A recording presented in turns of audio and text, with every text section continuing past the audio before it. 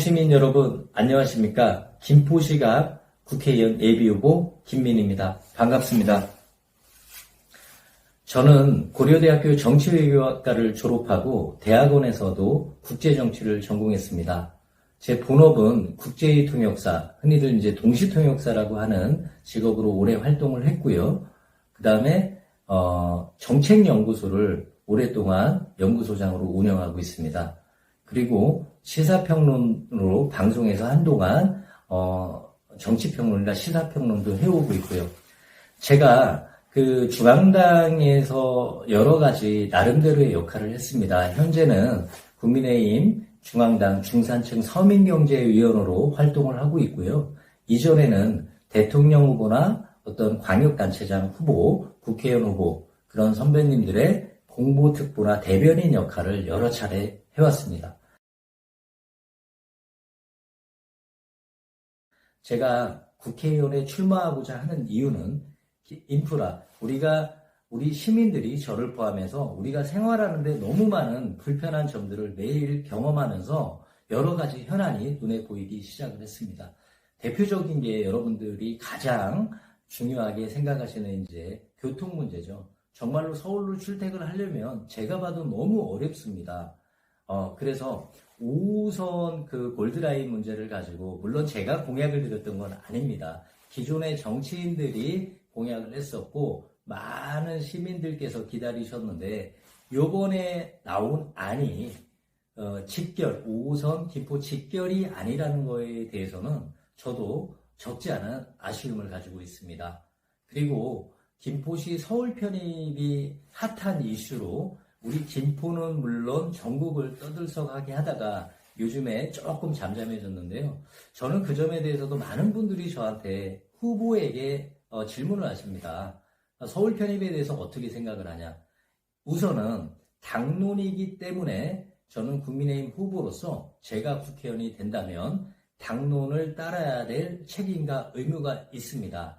다만 현 시점에서 개인적으로 좀 아쉬운 부분은 행안부에 요청한 김포 시민들의 김포시 서울 편입 찬반 투표가 먼저 진행되는 게 자연스러운 어떤 순서가 아니었을까 하는 점에 대해서도 아쉬움이 좀 남긴 합니다.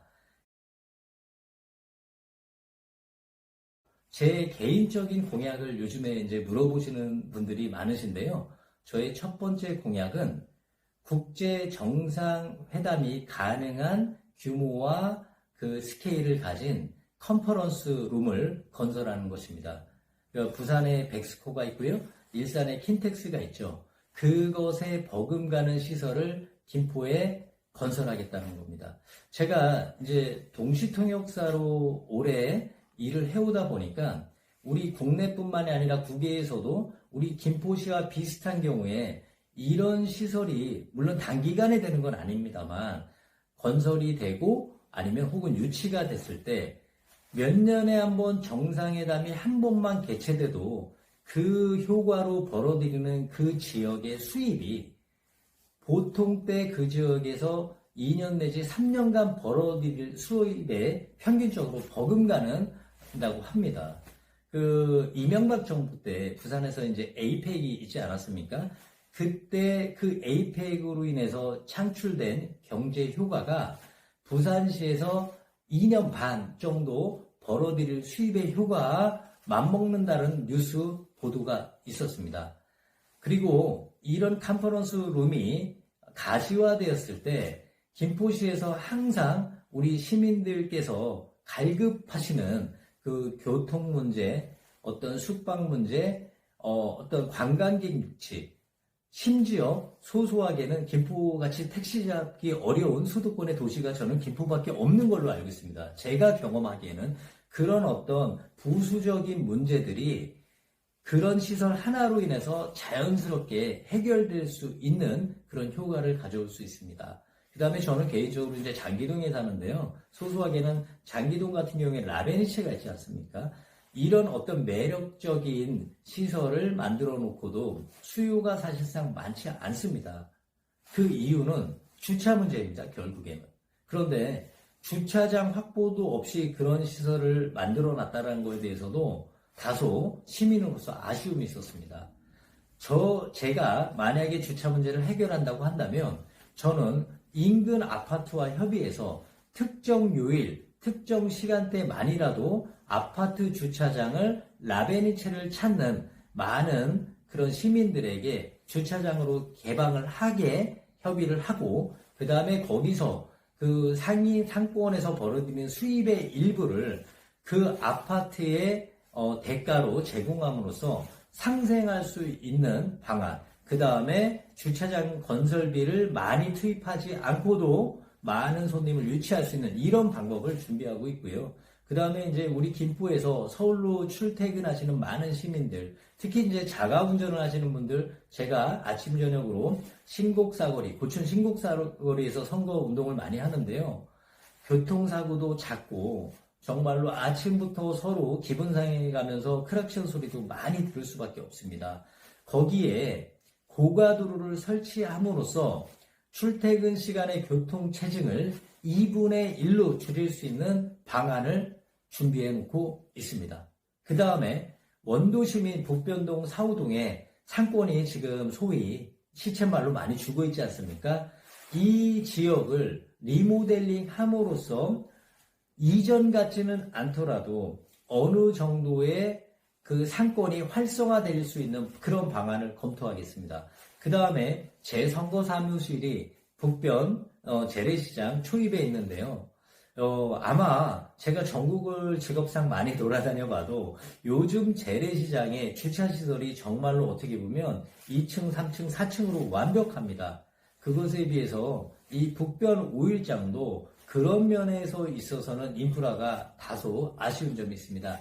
그 부분에 대해서도 공약을 준비해 놓고 있고요. 그 다음에 이거는 이제 김포시의 현안뿐 아니라 우리나라에서 정책적으로 아주 이슈가 되는 저출산 문제에 대해서도 저랑 지인인 한양대 전영수, 그러니까 인구 문제에 대해서 지금 현재 최고 권위자인 전영수 교수님을 통해서 많은 자문을 받고 있고 자료를 받아오고 있고 충분히 협의를 해서 저출산 문제에 대해서도 공약을 곧 디테일하게 내놓을 것입니다. 간단히만 말씀드리자면 여성이 행복하고 건강하게 사회생활을 하고 일반 생활을, 일상생활을 할 수 있는 복지를 마련하면 됩니다. 그 점에 대해서도 제가 공약을 발표를 하겠습니다. 그 다음에 이제 다소 또 아쉬운 점이 저도 사실은 미처 그 부분에 대해서 많은 준비를 이전에는 해놓지 못했습니다.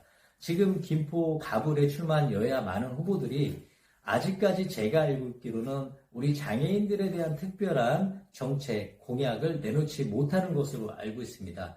장애인들이 가장 상처를 받는 것은 우리랑 어떤 물리적인 측면에서 동등하지 않기 때문에 상처를 받는 게 아니라 우리 같은 보통의 사람들이 몸이 좀 불편하신 우리 이웃인 장애인들을 봤을 때 그분들을 바라보는 시각 때문에 더 상처를 받는다고 합니다. 물리적으로, 외관적으로 그분들에게 무언가를 제공하는 것은 물론 해야 되겠지만 그런 어떤 심리적인 요인까지 복지적인 차원에서 무언가를 제공할 수 있는 그런 정책까지도 준비하고 있습니다.